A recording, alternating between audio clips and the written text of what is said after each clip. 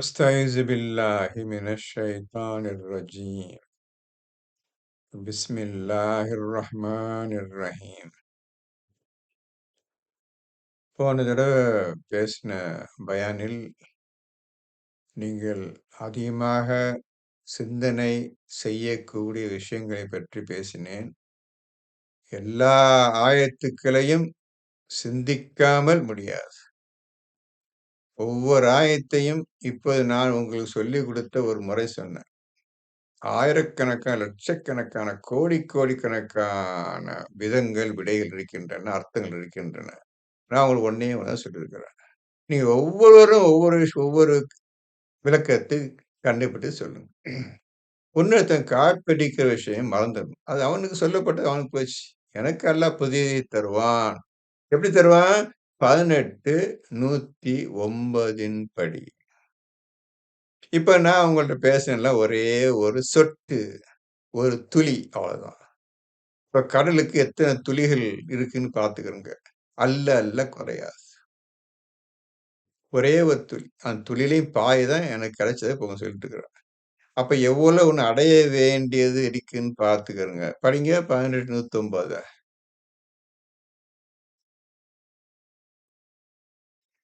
என் இறைவனுடைய வார்த்தைக்காக கடல் முழுவதும் மை ஆகுமானாலும் என் இறைவனுடைய வார்த்தைகள் முடிவதற்குள் கடல் நீர் தீர்ந்துவிடும்.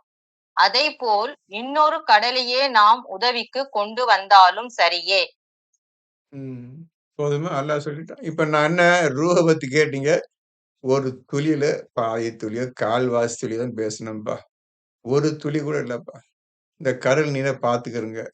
எத்தனை துளிகள், எத்தனை சொட்டு இருக்குன்னு பார்த்துக்கிறோங்க. எங்க போய் கணக்கிடுறது? தலைய சுத்தும். ஆண்டவன் சொல்லிட்டான், என்னுடைய ஆயத்துக்கு நீ ஒரு காலும் பதில் விளக்கமா அளித்து முடிவு செய்ய முடியாது, வந்து கொண்டே இருக்கும் சொல்லிட்டான். அது நான் சொல்ல பெரிய விஷயமா சொல்லல, உங்களுக்கு சொல்லிடல. இருக்கத யதார்த்தம் சொல்லிட்டேன், அவ்வளவுதான். இப்ப நான் எக்கச்சக்கம் முன்னேற வேண்டிய விஷயம் எக்கச்சக்கமா இருக்குது இப்போ. அத நீங்களும் உங்களுடைய அர்த்தத்தை அடங்கியதுக்கு வேணும். உன்னிடமிருந்து விளக்கத்தை தாயா அல்லான்னு கேளுங்க.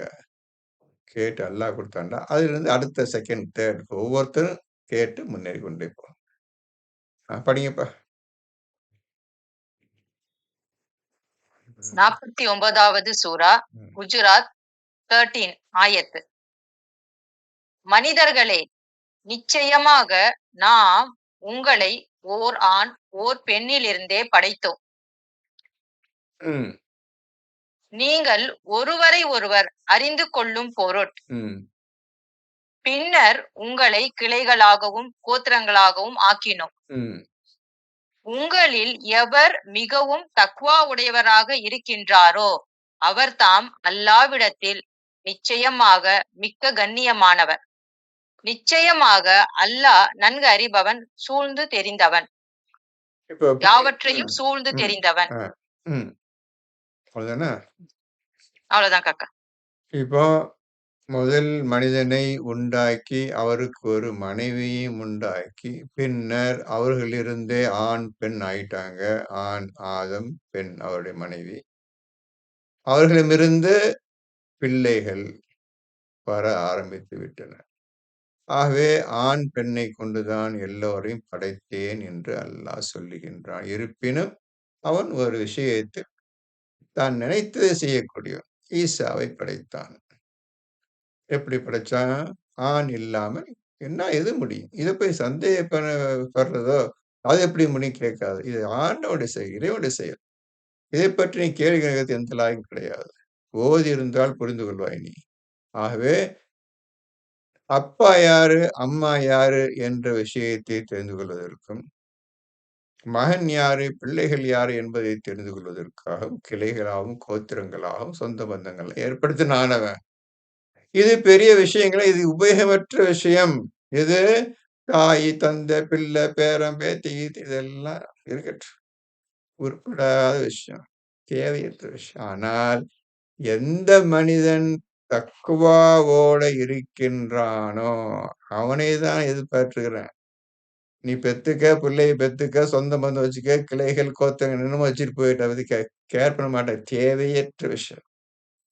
எனக்கு தேவையெல்லாம் நீ எப்பொழுது அந்த மனிதன் பிறக்கின்றான், ஆயிரக்கணக்கான பிள்ளைகள் பிறக்கின்றன, ஆயிரக்கணக்கான மக்கள் இறக்கின்றார்கள். சரி.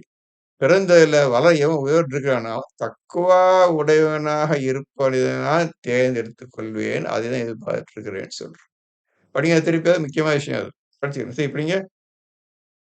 மனிதர்களே, நிச்சயமாக நாம் உங்களை ஓர் ஆண் ஓர் பெண்ணிலிருந்தே படைத்தோம். ம், நீங்கள் ஒருவரை ஒருவர் அறிந்து கொள்ளும் பொருட்டு. ம், பின்னர் உங்களை கிளைகளாகவும் கோத்திரங்களாகவும் ஆக்கினோம். ம்.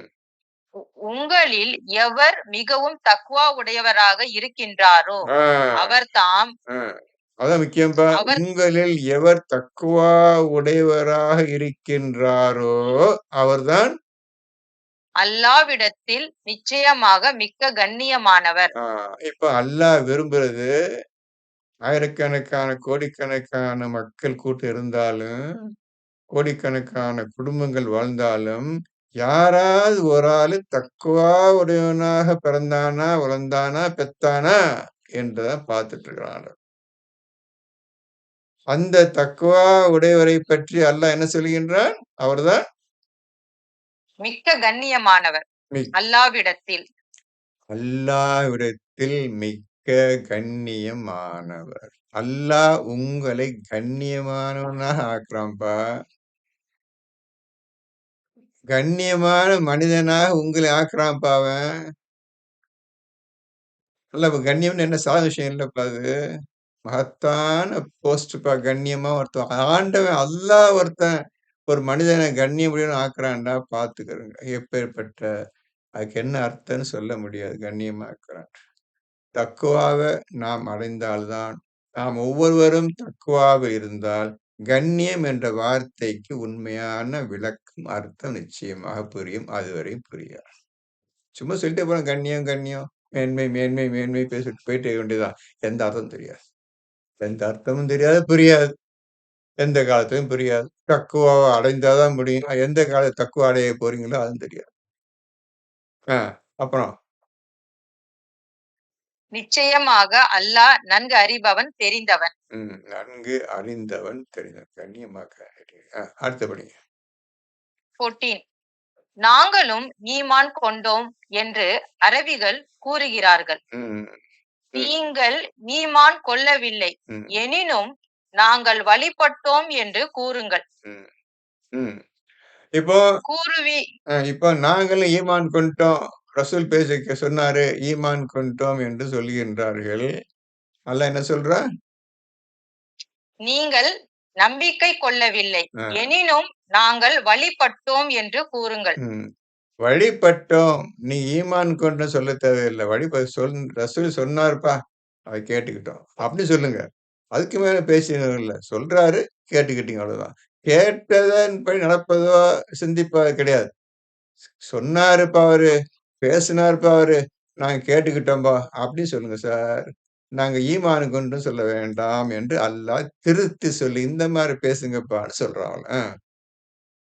கூறுவீராக, ஏனெனில் உங்களுடைய இதயங்களில் நம்பிக்கை நுழையவில்லை. உன்னை இருதயத்தில நம்பிக்கை நான் எழுதின பிறகுதான்ப்பா நீ ஈமான் கொண்டவனாவாய். நீனா வாய் சொல்லிட்டு இருக்காதப்பா. 58:22 பிரகாரம் நான் உன்னுடைய இருதயத்தில் ஈமானை எழுதிய பின்னர் தான் நீ ஈமான் கொண்டவனாக ஆகின்றாய். எனக்கு தெரியும். நானே கூட சொல்லியிருக்கிறேன். ஒரு ஈமான் எப்படி இருப்பான்னு சொல்லியிருக்கிறேன். நீனே வாயத்த ஈமான் கொண்டேன்னு சொல்ற. சொல்லாத. தேவையில்லாம பேசாத. ஏதோ சொன்னாரு கேட்டுட்டேன்னு சொல்லிட்டு போயிட்டே இரு என்று அல்லாஹ் அந்த மனிதர்களை பார்த்து கூறுகின்றான். இவர்கள்தான் 2:2ல 7 படிங்க. 2வது சூறால 5, 6, 7 படிங்க. 8 படிங்க. 2வது சூரா 8.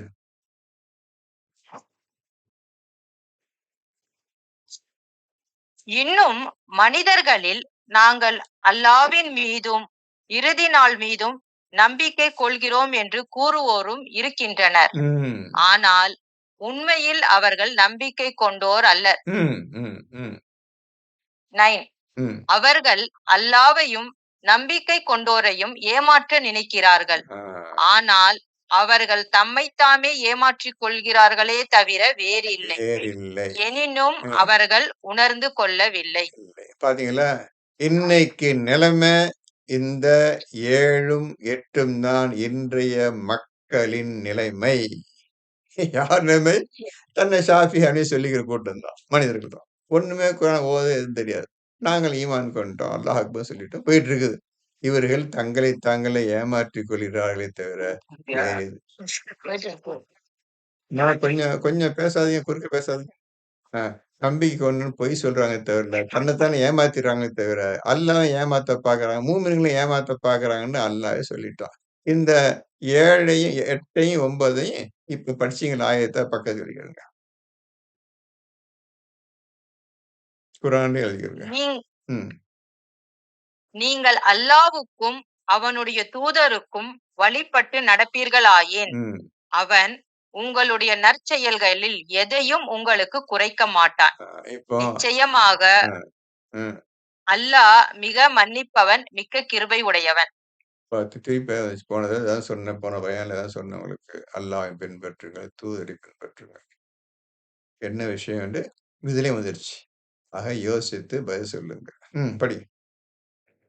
15 சார் இந்த ஆயத்துல வழிபட்டோம் என்று வேணாலும் சொல்லுங்கள் அப்படின்னு சொல்லி வருது சார். சரி. அதுக்கப்புறம் இங்க கீழே வந்து அல்லாஹ்வுக்கும் அவருடைய தூதருக்கும் வழிபட்டு நடப்பீர்களா அப்படிங்கிறது. ஆமா. இப்ப நபி இப்ப அந்த காலத்துல நபி வந்து அவங்க சொல்லும்போது அவங்க ஏத்துக்கிறாங்க, அதப்படி நடக்கிறாங்க. இதுக்கும் இங்க கீழே சொல்றதுக்கும் ரெண்டுக்கும் கொஞ்சம் ஏதோ ஒரு இது மாதிரி இருக்கு. வழிபட்டோம்னு என்ன? இப்ப நீங்க ஒரு விஷயம் நிறைய சொல்றீங்க. கேட்டுக்கிட்டேன்பா, அது நடக்கிறேன்பா. அதான் அர்த்தம். இப்ப நீங்க சொன்னீங்கன்னா, சரி, அது வந்துக்கிறேன்.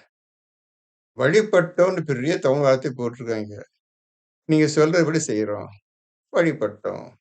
நீங்க சொல்றதுக்கு மாறு செய்ய மாட்டோம். வழிபடுகிறோம். அப்படின்னு அர்த்தம். அதான் வழிபடுறது. அந்த வழியில் நான் நடப்பது. நீங்க என்ன வழிய சொன்னீங்களோ, அந்த வழிய நான் ஏத்துக்கிறேன். அதுவும் நடக்கிறேன். அப்படின்னு சொல்றது தான் வழிபட்டோம். புதிய அ வார்த்தை தமிழ் வார்த்தையே போட்டுருக்காங்க. பெரிய நல்ல வார்த்தை போட்டுருக்காங்க. அஸ்லம்து கேட்டுக்கொண்டோம். அதையும் நடக்கிறோம். வழிபட்டோம்னு சொல்றாங்க. ஆனா அல்லாஹ் சொல்றான், நீ வழியில்லாம பண்ணல, ஒண்ணும் பண்ணல. சும்மா கேட்டேன்னு சொல்லு. ஈமான் கொண்டு அதுவும் கிடையாது. ஒண்ணும் கிடையாது. ஏதோ சொல்றேன் கேட்டுக்க அப்படின்னு அல்லாஹ்வே திருப்பி பதில் சொல்லிட்டான். சரியா தம்பி? சரிங்க சார். இல்ல நான் சொல்றது என்ன வழிபட்டோம். சாதாரண தமிழ் வார்த்தை தான். பெரிய கஷ்டமா கொஞ்சம் கஷ்டம் இல்லாம உள்ள வார்த்தை தான் அது. நீங்க எனக்கு ஒரு விஷயம் சொல்றீங்க எனக்கு தம்பி. எனக்கு சொல்றீங்க. இந்த மாரி இருக்குது, அப்படி இப்படி இருக்குது ஒரு விஷயம் சொல்றீங்க. அப்படியா? கேட்டுக்கிட்டேன். அது நடந்துக்கிறேன். அப்படின்னு சொல்லிட்டா, நீங்க சொன்னதுக்கு நான் வழிபட்டேன்னு அர்த்தம். சரியா? ஆமாங்க. அப்படியா? சாதாரண தமிழ் வார்த்தை. தமிழ் வார்த்தைய வச்சுக்கிட்டு நம்ம போய் நம்மளுக்கு வேண்டிய தமிழ் வார்த்தையும் வேண்டாம், அரபி வார்த்தையும் வேண்டாம், ஹிந்தி வார்த்தையும் வேண்டாம், இங்கிலீஷும் வேண்டாம் குர்ஆனுக்கு. உங்களுக்கு வேண்டிய மொழி ஸிக்ர் தான். இத வைத்து தான் நீங்க அர்த்தம் கண்டுபிடிக்கணும். எதுக்கு? அரபி வார்த்தைக்கு அர்த்தம் கண்டுபிடிக்கணும். அஸ்லம்து அதுக்கு அர்த்தம் கண்டுபிடிக்கணும். அந்த அஸ்லம்த்துக்கு அதுக்கு அர்த்தம் தெரியாது. வழிபட்டோன்னு இவங்க போட்டாங்க. இத வச்சுக்க நீங்க கவலைப்படாதீங்க. இவங்க அர்த்தம் தெரியாதவங்க அர்த்தத்த போட வச்சுக்கிறாங்க. இதுதான் குர்ஆன் முழுவதும் இப்படிதான் இருக்குது. அதனால அரபி வார்த்தை இது அல்லாஹ் இறக்கிய வார்த்தை அரபி வார்த்தை. அல்லாஹ் எழுதியது. இந்த வார்த்தைக்கு விளக்கம் அல்லாஹ்விடம் தான் கேட்க வேண்டும். விஷயம் தெரியாதவர்கள் தெரிஞ்ச மாரி வழிபட்டோம் அப்படி போட்டாங்க. அது தப்பான அர்த்தம். அந்த அர்த்தம் ஒத்து வராது. இப்பொழுது நீங்க என்னதான் போட்டிருக்குன்னு பார்த்துக்கிருங்க. பார்த்துக்கிட்டு இன்னும் 2 படிங்க. படிச்ச பிறகு இப்ப யோசிங்க. அல்லாஹ் இந்த மாரி வார்த்தை இப்ப புதிய வார்த்தையில இது. இவனுக்கு இப்ப அர்த்தம் இவனுக்கு எப்படி தெரியும்? இந்த தமிழ் அர்த்தம் எப்படி தெரியும்? அப்படி யோசிக்கணும். அப்ப எழுதினவன் ஒண்ணும் தெரியாதவன் எழுதி போயிட்டான். சம்பாதி எழுதி வச்சுட்டு போயிட்டான். அதே மாரி தான் எந்த விஷயத்த அல்லாஹ் அந்த குர்ஆனில் சொல்லியிருக்கின்றானோ, அந்த வார்த்தையை வழிபட்டோம் என்ற அப்படி அடிச்சுட்டு அஸ்லம்துன்னு எழுதிருங்க. அப்பதான் நீங்க ஓத முடியும். நீங்க அல்லாஹ் சொன்ன வார்த்தைய விட்டுட்டு, இவன் போட்ட எழுத்த வச்சுக்கிட்டு முட்டிட்டு போயிட்டு இருந்தா குர்ஆன் கிடையாது. குர்ஆன் இல்லாத விஷயத்த நீங்க ஓதிக்கிட்டு குரான் ஓத நினைச்சிட்டு இருக்கிறீங்க. அதான் பெரிய தப்பு நீங்க அனைவரும் பண்ணி கொண்டிருப்பது. அரபி வார்த்தை என்ன அந்த வார்த்தை உள்ள இங்க வந்து தமிழாக்க பண்ணும்போது எல்லோரும் ஜிக்ரு செய்யுங்கள். எல்லோரும் ரொட்டீன் பேசுற பேச்சு. செய்யுங்கள். எப்போதும் பேசுற பேச்சு. சரி. அதுல ஒரு புதிய வார்த்தை ஜிக்ர்ன்னு வார்த்தை வருது. அந்த ஜிக்ர போட்டு எல்லோரும் ஜிக்ரு செய்யுங்கள்ன்னு நம்ம படிச்சாதான் ஏதோ ஜிக்ர் வார்த்தை புது வார்த்தை இருக்குதுப்பா. இதுக்கு அர்த்தம் கண்டுபிடிக்கணும். நல்லட கேட்கணும்னு வரும். அவன் ஜிக்ர எடுத்துக்கிட்டு என்னமாவது அவனுக்கு புரிஞ்ச பாஷையில அவனுக்கு தெரிஞ்ச எண்ணத்தை போட்டு வச்சுக்கிறான். ஜிக்ருக்கு. நம்ம அது மறந்துடணும். அல்லாஹ் என்ன வார்த்தைய சொன்னானோ அத வச்சு நீங்க தமிழ்ல கொண்டு வச்சு அல்லாஹ்னா எப்படி எல்லா அல்லாஹ் சொல்றீங்க? அல்லாஹ்க்கு டிரான்ஸ்லேஷன் இருக்குதா? இல்லைல்ல. அப்ப அல்லாஹ் அல்லாஹ்லாம் எல்லா ஆயத்தும் வருது. அப்ப அல்லாஹ்க்கு டிரான்ஸ்லேஷன் இருக்குதா வார்த்தைக்கு? இல்ல. ஸிக்ருக்கு டிரான்ஸ்லேஷன் இருக்குதா? இல்ல. ஃபுர்கானுக்கு டிரான்ஸ்லேஷன் இருக்குதா? இல்ல. சிந்தனைக்கு டிரான்ஸ்லேஷன் இருக்குதா? இல்ல. அப்ப அல்லாஹ் சொன்ன 4 வார்த்தை என்னன்னு அவன்ட்ட கேட்கணும். ஏன்னா அவன் தான் அந்த வார்த்தைய உபயோகப்படுத்துறான் நமக்கு. இதுதான் குரான் ஓதணும். நீங்க இப்ப நல்லா கேட்டு நல்லா போச்சு. எல்லாரும் சொல்றேன் கேட்டு நல்லா போச்சு. இவங்க என்ன கேள்வி கேட்டாங்க நல்லா போச்சு. இந்த தமிழ் அர்த்தத்த வச்சுக்கிட்டு இதுல முட்டி மோதிட்டு இருக்காதீங்க. மறந்துருங்க. இவன் போட்ட டிரான்ஸ்லேஷன் மறந்துரணும். நம்மளுக்கு அரபி தெரியாது. அப்போ என்னதான் போட்டிருக்கு அத படிச்சு பார்த்துருங்க.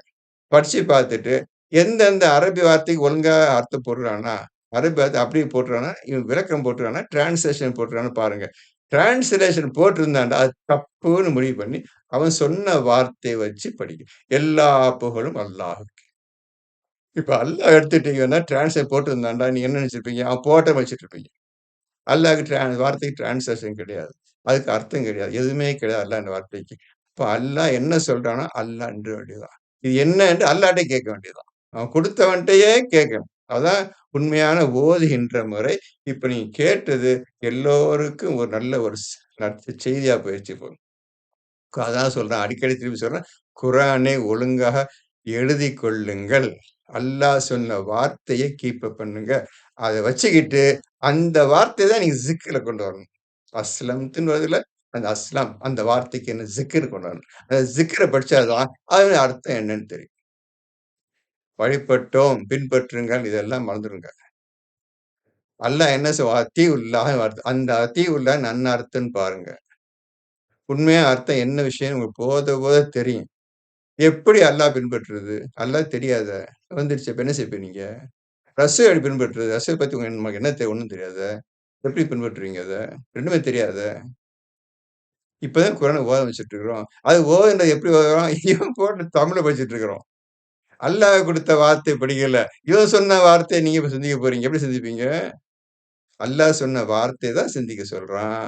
இவன் போட்ட தமிழ்லயோ, உருதுலயோ, ஹிந்திலயோ, இங்கிலீஷ்லயோ எதுல போட்டாலும் சரி அவ்வளவு 100% தப்பு. தெரியாதவன் தெரிஞ்சவன் எழுதி வச்சுக்கிறான். அதனால நீங்க இத மறந்துட்டு, நீங்க டைரக்ட்டா செய்ய வேண்டியது ஜிக்ராக்க வேண்டும். இந்த குரானை எளிதாக்கி வைத்திருக்கின்றோம். நீங்கள் ஜிக்ர் செய்வதற்காக சொல்லிட்டான். இது என்னப்பா இப்படி வருதுன்னு பார்த்து, ஜிக்ரா மாத்த என்ன செய்யணும்? அந்த வார்த்தை நீங்க தூய்மையானதா நீங்க தொட முடியும்னு சொல்லிட்டான். அப்ப அதுக்கு எங்க போகணும்? இப்படியாக போய்க்கொண்டே இருக்கின்றது உங்களுடைய படிக்கும் வழக்கம். நீ குரானை ஓதும் முறை இப்படியாக பயணம் ஆகின்றது. குரானை ஓதுவதற்கு இந்த மாரி பயணங்கள் தேவைப்படுகின்றன. இப்ப எப்படி ஓதுன்னு புரிஞ்சுக்கிறங்க. அதான் குரான் நிறுத்தி ஒழுங்கு விஷயத்த என்ன சொல்றான்னு புரிஞ்சுக்கணும். அரபிய செக் பண்ணிக்கணும். அல்லாஹ் குடுத்த வார்த்தை தான் இவன் போட்டுருக்கானா, இவனாக ஏதாவது போட்டுருக்கான்னு பார்த்துக்கங்க. தப்பா இவன அடிச்சிருங்க. இப்பமே சொல்லிட்டேன். இப்பமே என்னன்னு அரபிய செக் பண்ணிட்டே வரணும். தெரியாத அரபி தெரிஞ்சவங்கட்ட கேட்டுருங்க. என்னப்பா வார்த்தை போட்டிருக்குது கேட்டுக்கங்க. கேட்டு உடனே அடிச்சுட்டு அந்த வார்த்தைய போடுங்க. சொல்றவனும் சிந்திக்கணும், நீங்களும் சிந்திக்கணும். சரியா தம்பி? சொல்ல புரிஞ்சுட்டீங்களா? படிங்க. 15 நிச்சயமாக உண்மையான மூமின்கள் யார் என்றால், அவர்கள் அல்லாவின் மீதும் அவனுடைய தூதர் மீதும் நம்பிக்கை கொண்டு, பின்னர் சந்தேகம் கொள்ளாது, தம் செல்வங்களைக் கொண்டும் தம் உயிர்களைக் கொண்டும் அல்லாவின் பாதையில் தியாகம் செய்பவர்கள். இத்தகையவர்கள்தாம் உண்மையாளர்கள். இப்ப மூமின் உண்மையாளர்கள். இந்த ஈமான் கொண்டோம். அது சொன்னோனே இப்ப சட்டும்னு சொன்னாங்க. நாங்களும் ஈமானுக்கு பேசி கேட்டுக்கிட்டோம். ஈமானுக்கு கிடையாது. இப்படிப்பட்டவங்க தான்ப்பா ஈமான் கொண்டவர்கள்ன்னு இப்ப அல்லாஹ் விவரமா சொல்லிட்டான். நாங்களும் கேட்டுக்கிட்டோம். நாங்க புரிஞ்சுக்கிட்டோம். நாங்கள் ஈமான் கொண்டோம்னு சொன்னாங்கல்ல போன ஆயத்துல. இப்ப அது கிடையாதுப்பா. இப்ப நான் சொல்றேன் கேளு. இதான் ஈமான் கொண்டவர்கள், நல்லவர்கள் என்று அல்லாஹ் சொல்றான். இப்ப திருப்பி படிங்கம்மா அத. நிச்சயமாக உண்மையான மூமின்கள் யார் என்றால் எடுத்துங்க. அவர்கள் நிறுத்துங்க. உண்மையான மூமின்கள் யார் என்றால் இப்ப அல்லாஹ் விளக்கம் அளிக்கின்றான். சற்று முன் நீங்கள் கேட்ட கேள்விகளுக்கு. அவர்கள் சொன்ன பதிலுக்கு. ரசூலுக்கு என்ன சொன்னாங்களா அந்த மக்கள்? அதற்கு இப்ப அல்லாஹ் பதில் சொல்றான். உண்மையான மூமின்கள் யார் என்றால் படிங்க. அவர்கள் அல்லாவின் மீதும் அவனுடைய தூதர் மீதும் நம்பிக்கை கொண்டு ஆ, அல்லாஹ்வின் மீதும் அவனுடைய தூதர் மீதும் நம்பிக்கை கொண்டு, ஈமான் கொண்டு. எங்க நம்ம அல்லாஹ் மீது ஈமான் கொள்றது? என்ன தெரியும் அல்லாஹ் பத்தி உங்களுக்கு? அவனுக்கு தெரியாது. தூதர் சுத்தமா தெரியாது.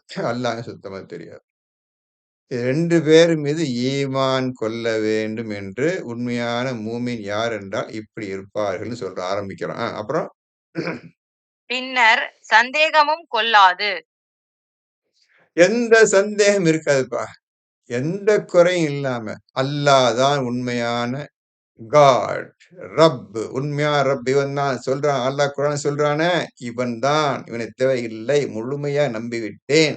எந்த குறையும் இல்லாமல், எந்த சந்தேகமும் இல்லாமல் இவன் தான் என்று நான் முடிவு செய்து விட்டேன் என்று அவன் தனக்குள் சொல்லிக்கொள்ள தனக்குள் சொல்லிக் கொள்ள வேண்டும். உறுதியாக இருக்க வேண்டும். தம் செல்வங்களைக் கொண்டும் தம் உயிர்களைக் கொண்டும் அல்லாவின் பாதையில் தியாகம் செய்வார்கள். பாத்தீங்களா? தன் செல்வங்களை கொண்டும், தன் உயிரை கொண்டும் அல்லாஹ்வின் பாதையில் தியாகம் செய்வார்கள். அப்படி செய்யக்கூடிய மனிதன் இன்னைக்கு யாரும் கிடையாது. அன்னைக்கும் கிடையாது. இன்னைக்கும் கிடையாது, அன்னைக்கும் கிடையாது. ரசூலோட சண்டை போட்டவர்கள், ரசூலோட சேர்ந்து எதிரிகளிடம் யுத்தம் செஞ்சாங்களே, அவங்களைத் தவிர மற்ற எவரும் இல்லை. அன்றைய தினத்திலிருந்து முடிந்து விட்டது.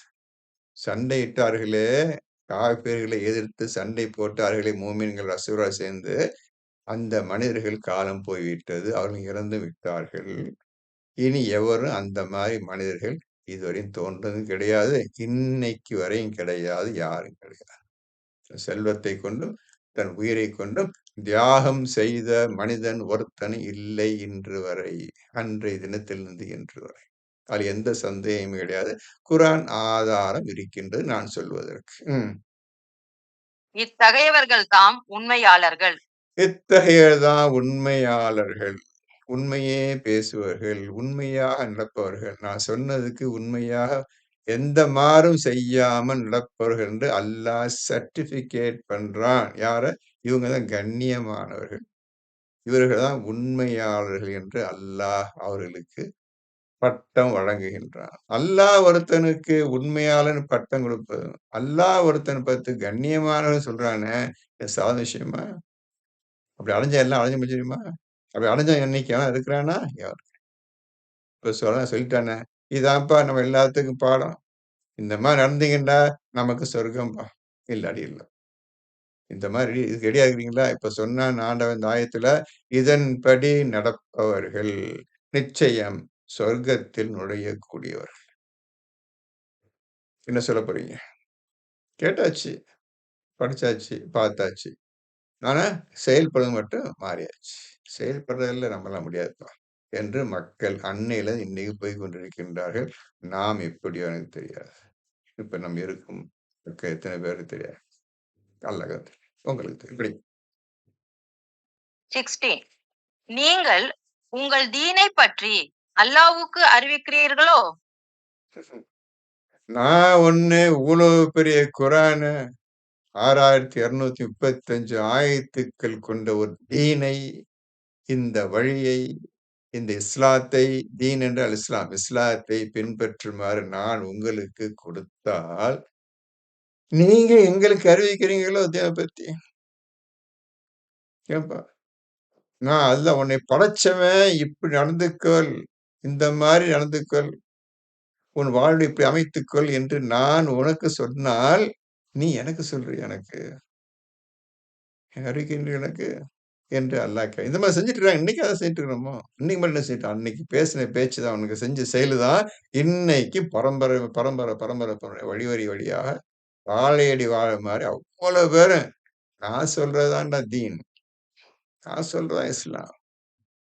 நான் சொல்றது தான் அர்த்தம் என்று போய் கொண்டிருக்கின்றது. அது அல்லாஹ் கேட்கிறான். நான் ஒண்ணு சொல்றேன். நீங்க எனக்கு சொல்றீங்களோ, அன்னைக்கு சொன்ன வார்த்தை, இப்ப படிச்சீங்க அந்த வார்த்தை, அறிவிக்கின்றீர்களோ, அது இன்னைக்கு வரை நிலைச்சு நிக்குது பார்த்துக்கங்க. அந்த வார்த்தை அல்லாஹ் குர்ஆன் எடுத்துறல. நீங்க மாறி இருந்தால், அல்லாஹ்வின் சொல்லப்படி மாறி இருந்தால், இந்த அல்லாஹ் அந்த ஆயத்த எடுத்திருப்பான். எல்லாம் மாறிட்டாங்கப்பா. நான் சொல்றபடி நடக்குறாங்கப்பா அவங்க. இல்ல மாறல. எவனும் மாறாதனால, அந்த ஆயத்து அப்படியே நிலைச்சு நிக்குது. இனி வரும் மக்களுக்கெல்லாம் படிப்பாங்க. இங்க எங்கேயும் படிக்கிறது போயிருச்சு. குர்ஆன் படிக்கிறதெல்லாம் போயிருச்சு. ஒரு 50, 40, 50 வருஷத்துக்கு முந்தைய வீட்ல உஸ்தாத் வருவாங்க. உஸ்தாத் அம்மா வருவாங்க. வீட்ல ஓதி தருவாங்க. ஏதோ போயிட்டு இருந்துச்சு. இப்ப டோட்டலா போயிருச்சு. எல்லாம் டோட்டலா போன காலைல 7 மணிக்கு ஸ்கூலுக்கு போகணும், அங்கே போகணும்னு போயிருச்சு. குர்ஆன் படிக்கிறது போயிருச்சு. எந்த அப்பா, அம்மாவும் குர்ஆன் படிச்சே கேட்க கிடையாது. காலங்காத்தால அவனுக்கு டிஃபன் வச்சு இப்ப முதுகுல பக்ஸ விட்டு ஸ்கூலுக்கு அனுப்புறதுக்கு சரியா இருக்கு. அவன் எங்க குர்ஆன் ஓத போறான்? எங்க அப்பா, அம்மா குர்ஆன் ஓத சொல்ல போறாங்க. ஸ்கூல்னா அப்பா, அம்மா நிக்கிறாங்க. புள்ளைங்க நிக்கிறாங்க. இப்படிதான் வாழடி வழியா போயிட்டு இருக்குது. இன்னைக்கு நடக்கிற கதை இதுதான்பா இன்னைக்கு. அட்லீஸ்ட் குர்ஆன் 1, 2 ஓதிட்டு இருந்தா அதுவும் போயிருச்சு. எல்லாம் போயிருச்சு. இப்ப என்ன செய்ய போறீங்க? பழைய மாரி கொண்டாந்துருவீங்களா நீங்க? சொல்லுங்க. நீங்க பழைய மாரி கொண்டாந்த முடியுமா நீங்க? குர்ஆன் ஓதி பிள்ளைங்கலாம் காலங்காத்தால குர்ஆன் ஓதணும். இப்படின்னு சொல்லுவீங்களா? உஸ்தாத் வீட்டுக்கு வரணும். அல்ல நீங்க உஸ்தாத் இருக்கிறதுக்கு நீங்க போய் ஓதிக்கணும்னு சொல்லிக்கிறாங்க. இல்ல. எல்லாம் போச்சு. விகமே மாறி போச்சு.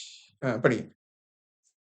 அல்லாஹோ வானங்களில் உள்ளவற்றையும் பூமியில் உள்ளவற்றையும் நன்கு அறிகிறான். ம்.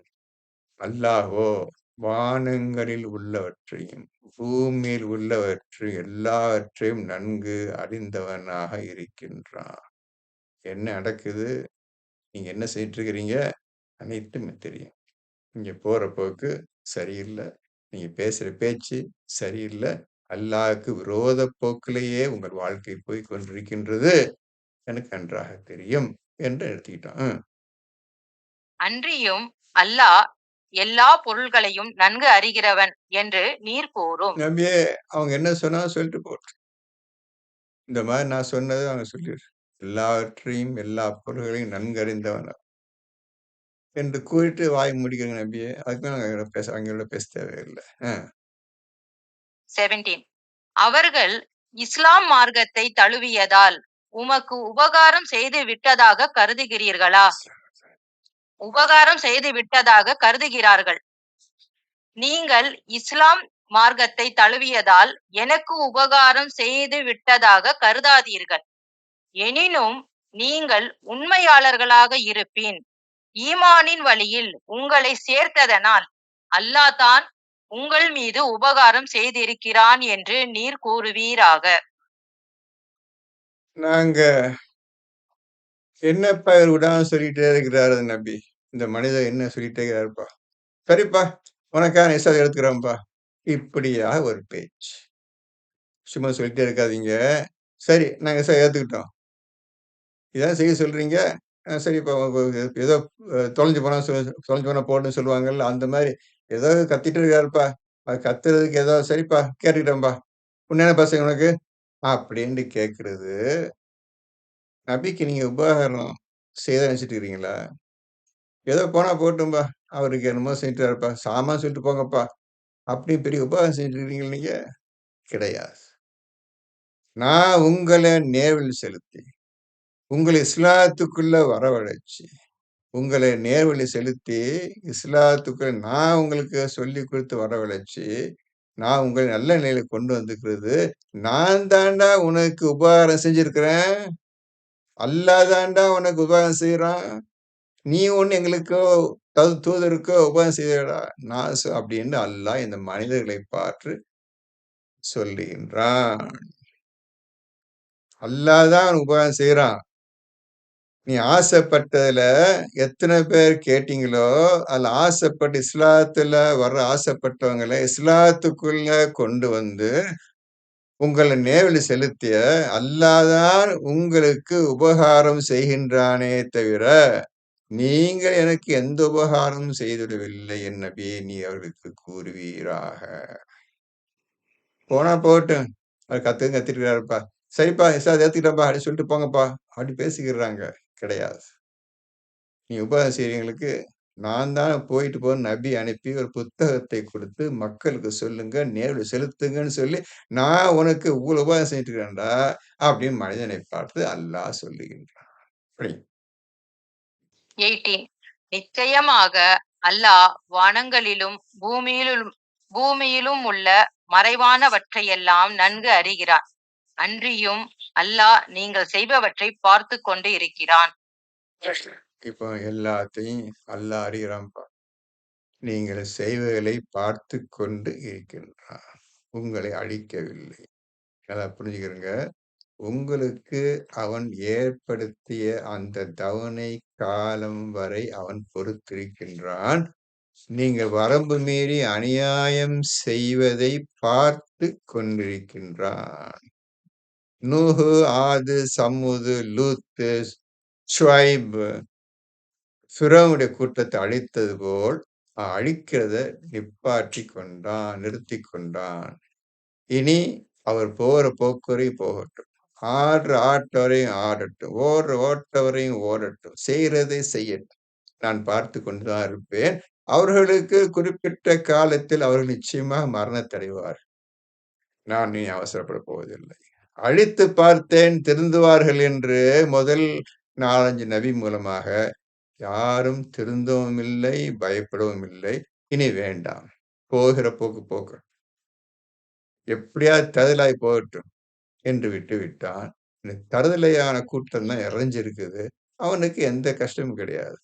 ஒட்டு மொத்தமா ஒரே ஸ்ட்ரோக்ல நரகத்துல தள்ளுறதுக்கு அவன் வழி ஏற்படுத்தி வச்சுட்டான். இந்த கூட்டமும் செய்வது என்ன தெரியாம தான் செய்தான் சரி நினைச்சுக்கிட்டு அல்லாவுக்கு பதில் சொல்லிக்கிட்டு அல்லாவுக்கு வழியை காட்டிக்கிட்டு தான் கெட்ட வழியில போய் கொண்டும் தன் வாழ்க்கை ஜாமம் எடுத்துக்கிட்டு இருக்கிறாங்க. அல்லாஹ் யாவற்றையுமே பார்த்து கொண்டும் இருக்கின்றான். எல்லாவற்றையும் அறிந்தவன் உங்களை பார்த்து கொண்டே இருக்கின்றான் என்று அல்லாஹ் தன்னுடைய பேச்சை முடித்து கொள்கின்றான். என்னவா முடிஞ்சிச்சா இருக்குதா? இந்த சூறா முடிஞ்சிச்சு காக்கா. இப்போ இந்த சூறாவை நீங்க திருப்பி படிங்க. திருப்பி போயிட்டே இருக்கணும். நீங்க டைமை விட்டுட்டேன், படிச்சாச்சு வச்சுட்டேன், பேச்சை படிங்களா? படிச்சாச்சு இல்லையே. சரி படிங்க, படிங்க. 18 படிச்சேனே. அதான் என்ன ஆயத்து இருக்கு? சரிம்மா, சரிப்பா. அவசரம் சொல்லிட்டாங்க, பரவாயில்ல, இருக்கட்டும். இப்போ நீங்க ஒழுங்கா படிங்க, எல்லாரும் ஓதுங்க. ஓதிட்டோம், வச்சுட்டோம், புரிஞ்சிட்டோம், பேச்சே கிடையாது. இன்னும் ஓதவே இல்லை என்றுதான் அர்த்தம். நீங்க ஓதி விட்டேன்னு நினைச்சிட்டா கூட ஓதவே இல்லை என்று அர்த்தம். ஓதுவது எப்படி ஓத வேண்டும் என்று அல்லாஹ் குர்ஆன் சொல்லியிருக்கின்றான். அதன்படி ஓதி நாம் அறிவை வளர்த்து கொண்டே போக வேண்டும். இதுல ரெஸ்ட் எடுக்கிற பேச்சே கிடையாதுப்பா. குர்ஆன் ஓதுறதுல ரெஸ்ட் பேச்சே கிடையாது. ரெஸ்டே கிடையாது. இவங்களுக்கு இரவு பகல் தெரியவே கூடாது. போயிட்டே இருப்பாங்க. இரவு வந்து கூட தேவை. போயிட்டே இருப்பாங்க. விடிஞ்சது கூட தெரியாது. இவங்க தான் உண்மையான அல்லாஹ்வின் மீது தக்வா உடையவர்களால் மட்டும்தான் இந்த காரியத்தை செய்ய முடியும். அவர்கள் மட்டும்தான் இந்த விதத்தில் ஓதுவார்கள். எது? இரவும் தெரியாது, பகலும் தெரியாது. இப்போ இரவு எதற்கு, பகல் எதற்கு? அல்லாஹ் சொல்றான். இரவு எதற்கு, பகல் எதற்கு?